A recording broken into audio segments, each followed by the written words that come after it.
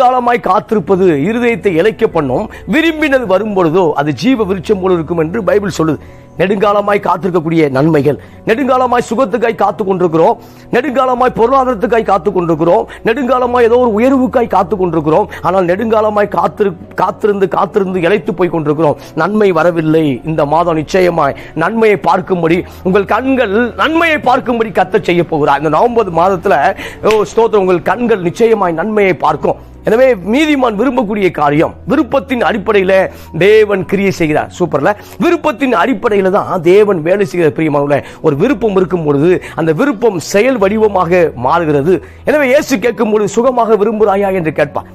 சுகமாக விரும்புகிறாயா, ஒரு காரியத்தை பெற்றுக்கொள்ள விரும்புகிறாயா என்று கேட்கும் பொழுது ஆம் என்று சொல்லும் பொழுதுதான் அதை நாம் பெற்றுக்கொள்ள முடியும். வாக்கு தத்தங்கள் வசனங்கள் எல்லாமே நோ என்று சொல்லவில்லை, ஆம் என்றும் ஆமென் என்றும் இருக்கிறத பார்க்கிறோம். எனவே நாம் ஒரு காரியத்தை பெற்றுக்கொள்ள விரும்பும் பொழுதுதான் அந்த விருப்பத்தின் அடிப்படையில் தேவன் கிரியை செய்கிறார். எனவே ஒருவேளை நெடுங்காலமாய் காத்திருந்தேன், கடந்த 4-5 மாதங்கள் அல்லது கடந்த 9 மாதங்கள் அல்லது 10 மாதங்கள் நெடுங்காலமாய் ஒரு சில காரியத்துக்காய் காத்திருந்தேன், ஆனால் அற்புதத்தை பெற்றுக்கொள்ள முடியவில்லை என்று சோர்ந்து வரக்கூடிய அருமையான சகோதரியே, அருமையான சகோதரனை, கர்த்தர் சொல்லக்கூடிய வார்த்தை என்னவென்றால், நிச்சயமாய் முடிவு உண்டு. உன் நம்பிக்கை வீண் போகாது, உன் நம்பிக்கை வீண் போகாது.